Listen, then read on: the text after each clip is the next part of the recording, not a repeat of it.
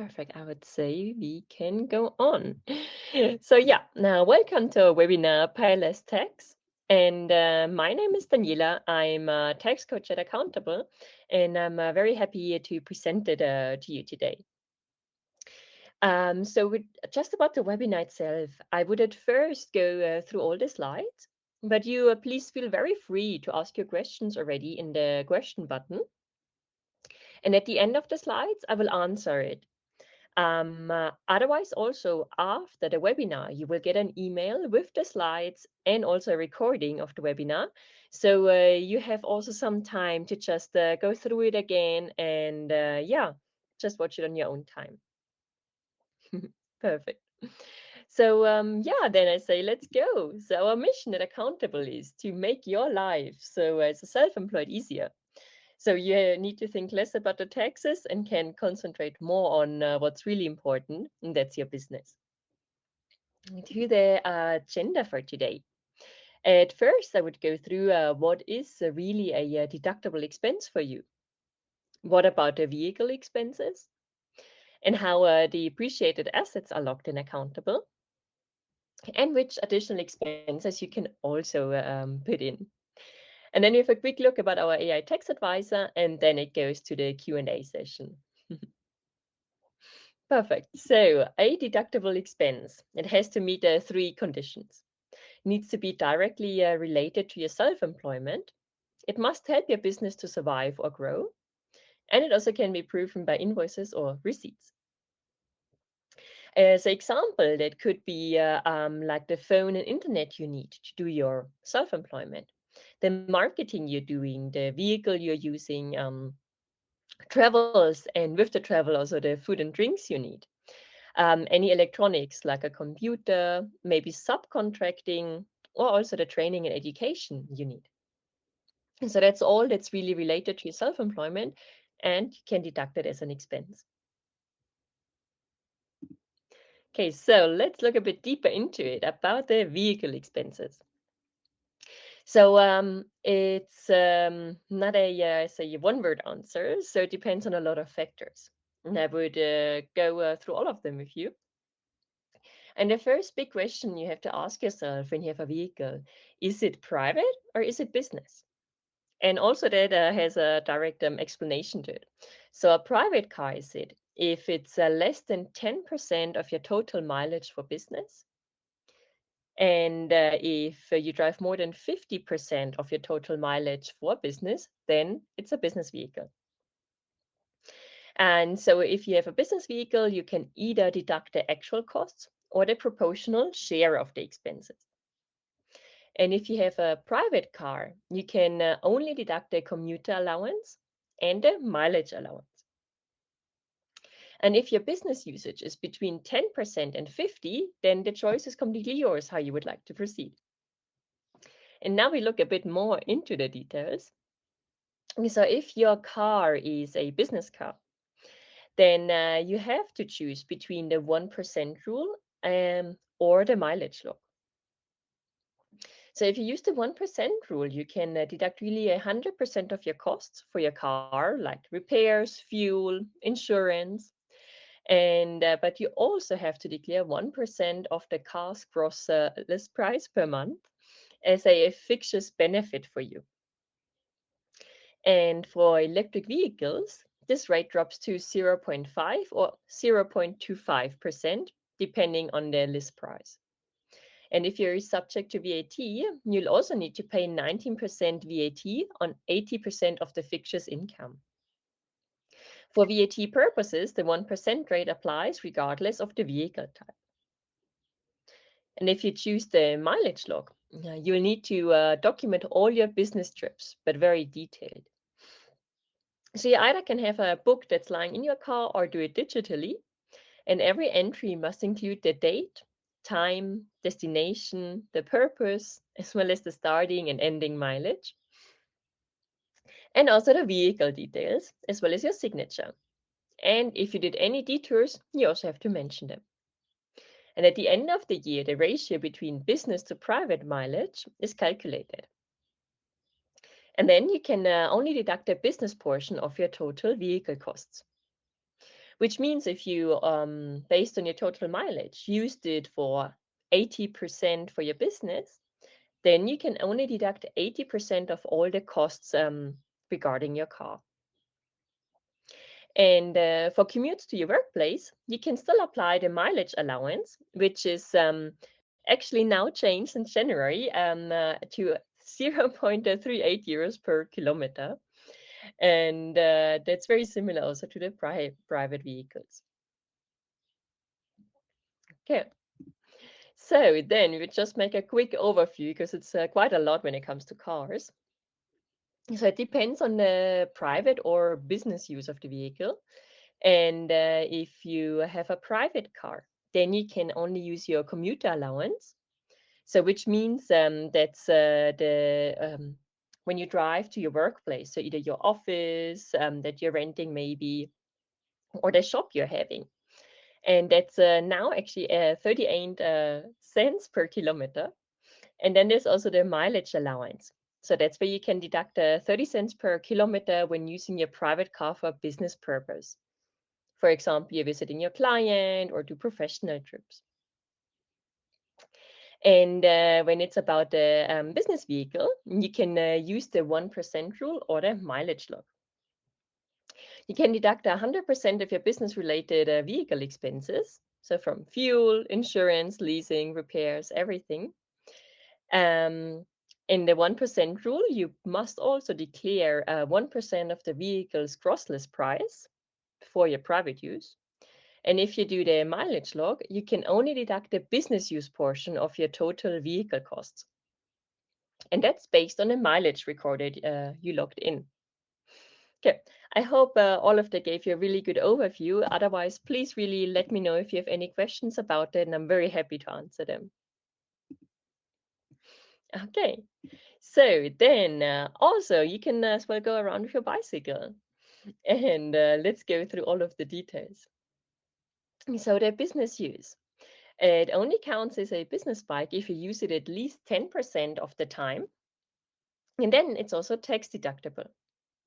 You can use it for trips to clients, suppliers, or business partners.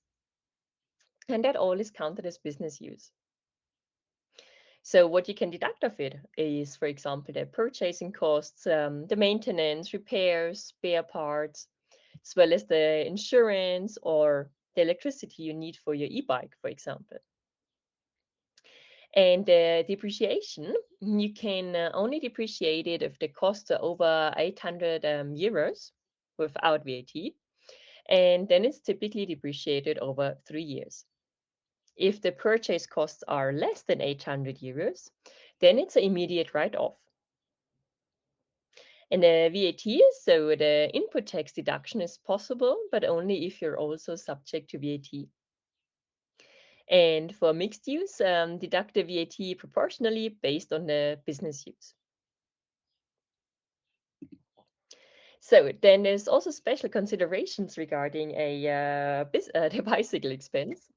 So you also have to do a mileage log. So it's required if you use a private and also for business. And it's basically the same as the mileage log for the car. You have to record the date, the departure and destination, address, kilometers driven, and the purpose of each trip. If it's also private use, so for bikes without vehicle registration, there is no taxation of the private use. But if you have a vehicle registration with it, the private use is taxed by using the 0.25% rule based on the gross list price. And if you have a second bike, for example, then it's deductible if it's used for a different purpose. So your first bike is, let's say, a normal bike, but your second bike is an e-bike, so you can do the long distance, or maybe even have a third one, so you can fold it and go on short trips with it. So then they're also seen different. But when you sell your bike, same also for your car, you must record the proceeds as a business income, as it was part of your business. Perfect. So now let's go to the next point, as I already quickly talked about the depreciation. How can you log that actually in Accountable? So it's easier than it sounds. You basically upload your expense. Um, our system will automatically see who's the supplier, what's the amount, and will already give you a category for it. Just check if it's the right one. And then the button, you can see down here for the amortization, will automatically appear for you. There's a suggested year, but you can always change that also. And once you save that expense, it's automatically in your amortization table. And we do all the calculation for your taxes in the background. But let's get a bit more into the details. So the depreciation, what it does to you actually is it's spreading the cost of a purchase over several years. And it applies to major purchases like cars, machines, or also computers. And anything over 800 euros, excluding VAT, must be depreciated. And as I said, we do that automatically for you once you uploaded that expense. And your assets, you can find them in your account under More and Amortization table. And there you see exactly in which year how much it gets depreciated. Okay, so let's see what additional expenses you guys maybe can also use. So, what is tax deductible, especially when you work from home? The biggest question you have to ask yourself is, do you have really a separate room for your home office or not? So this must be a room that's literally only for working. It's not allowed to have any other purpose in it. And if yes, then you literally can deduct all the costs that are applied to it, but also for the size of it. That's like water, electricity, or also the rent. That is, I said, only for the size of the room and not the whole rent you're paying. And of course, also the internet and the phone plan you have, you can also deduct as an expense. And the furniture and maybe the decor you needed for it. And if you don't have a separate room, so your desk maybe is in your living room, then you still can use the home office lump sum, which is 1,260 euros per year maximum if you work every day from home. Okay, then the meal allowance. So, within the country, so that means when you travel within Germany, then the lump sum is 14 euros if you're absent for more than 8 hours, 28 euros for absence of at least of 24 hours, and 14 euros for the travel days. So, as an example, it would be that you maybe go on a business trip on Monday, you're arriving, you're the whole Tuesday there, and then on Wednesday you're leaving again. So you would be allowed to then have a meal allowance from a total of each 14 euros for Monday and Wednesday, as well as the 28 euros for the whole Tuesday. And very important, the lump sum applies regardless of your actual expenses. And because it is a lump sum, you don't need any receipts. You can just enter it. And then the next one, it also depends on which country you may be traveling to. So then the daily meal allowance is also changing. And I will also send you guys a very good article about it. There is not only explained how to really enter it and accountable, but there's also a whole list of in which country what's the daily allowance for 8 hours or also for the 24 hours. And I just quickly get that article for you guys, and then I just send it to you in the chat down here.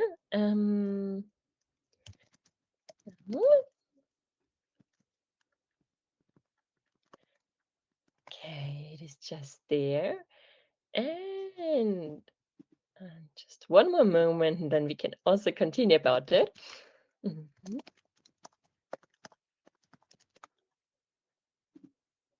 Okay, great. Here it is. And obviously, if you have any questions about it, just let us know. Okay, you can find it in the chat now. Perfect. So then let's go to the next point. Also, your maybe building related costs. So if you're the tenant, Then the skilled trade service, such as chimney sweep, maintenance, and repair of elevators or heating systems, also like gutter cleaning or meter replacement, would all be costs you really can deduct. And like household related service, like a stairwell cleaning, the garden maintenance, janitors, also again a meter reading, is everything you can really deduct. And these expenses, along with other services like babysitting, cleaning help, or caregiving, can total up to 20,000 euros per year. And the tax office would then deduct up to 4,000 euros from your tax bill for you. And on the other side, if you're the landlord, as a landlord, you must report the utility costs that you pass on to your tenants as an income. And you do that in the NXV in your income tax. And these costs are paid by tenants in addition to the base rent. However, they are used to pay service providers and utility companies, and landlords can and should also deduct these expenses as income related costs. Okay, then a professional insurance. The insurance you take out for your work that's really work related, then you can deduct all the costs for it. But insurance won't have any VAT because the insurance is always exempt from VAT. But they are so you get. I'm sorry, your bill exactly without the VAT, but included insurance tax is not deductible like VAT, even though it could look very similar. Exactly. Then the advanced depreciation for the self-employed. So you actually can save taxes already now if you're planning on doing a investment. But it needs to be so it is in general a tax option for the self-employed to claim future investments as deductions before you even make the purchase of it. And in this case, you can deduct up to 50% of the planned investment costs in the year of planning. So if you do now in the year of 26 the planning, and you're investing in the next year of 27, you can already deduct 50% of the costs. As an example, you want to buy a camera for 4,000 euros, you can already deduct the 2,000 euros in this year. But you must do the purchase within the next 3 years. Exactly. And then also the requirements and benefits about it. The profit must be calculated via the EUR, so your profit and loss statement.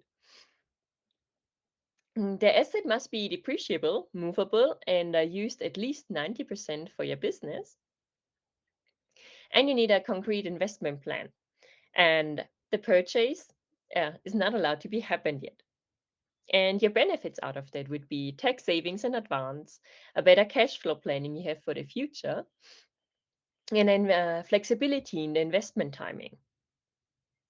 But really, we would recommend carefully document your investment intent.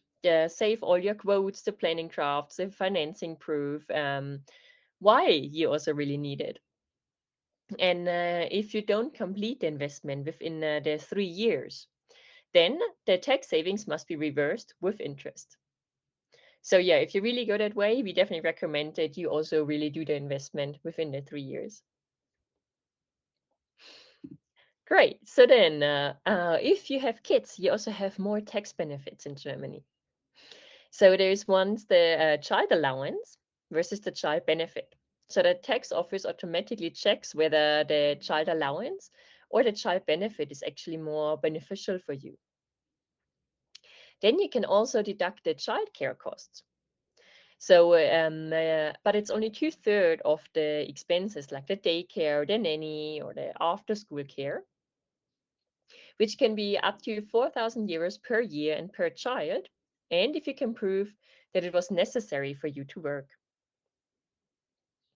And a health and long-term care insurance. So the contributions to your children's voluntary health and long-term care insurance can also be deducted as an extraordinary expense.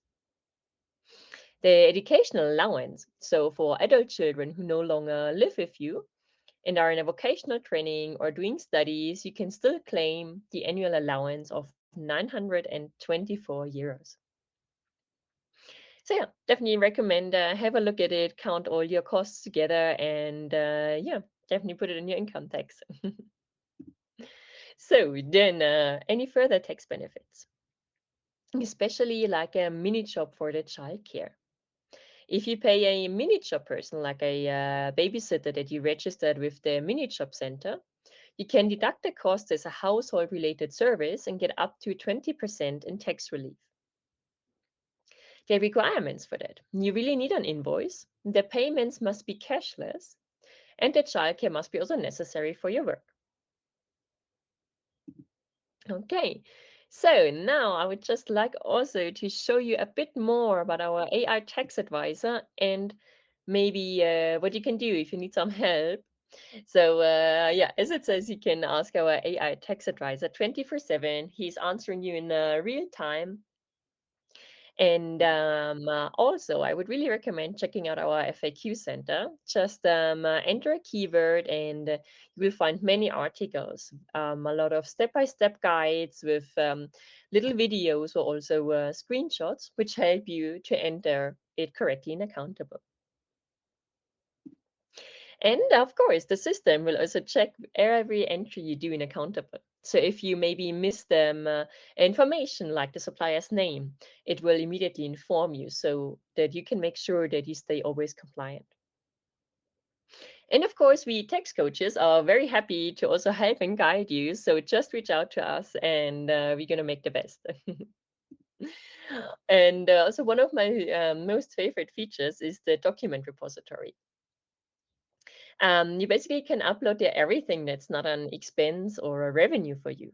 So that would be like your registration with the tax office, any government letters or any letters from the tax office in general, your guarantee certificate, maybe contracts with your clients. And so with that, you would have everything stored in one place, which makes it easier for you to find it again. And if you're maybe getting a letter from the tax office and you're not exactly sure what they're actually asking, you can also upload it to our AI tax advisor, and he will give you a very quick overview of what's needed and also translates it to English for you. Yeah, so try it out. And with that, I would just also like to mention our business bank account. Maybe you have it already, maybe not, but it's completely integrated and accountable and also free of charge. So with that, you have everything in one platform. You can do your transactions and have it also immediately encoded. You get with that also a German IBAN, have an automatic tax savings account, and you get a virtual MasterCard. If you have our Max plan, you also have the chance of creating 10 additional sub accounts as well as a free physical card. Yeah, so now just one more thing. If you ever have a question on maybe or you're new to Accountable, I definitely can recommend checking out our so-called Accountable Live step-by-step webinar. I'm gonna send you the link here in the chat. And my coworker Jennifer will guide you through the whole account, which information is important to enter, where can you enter it, and then also has a live Q&A session for you. Yeah, you'd be very happy to see you there. Nice. So now you're coming to our Q&A.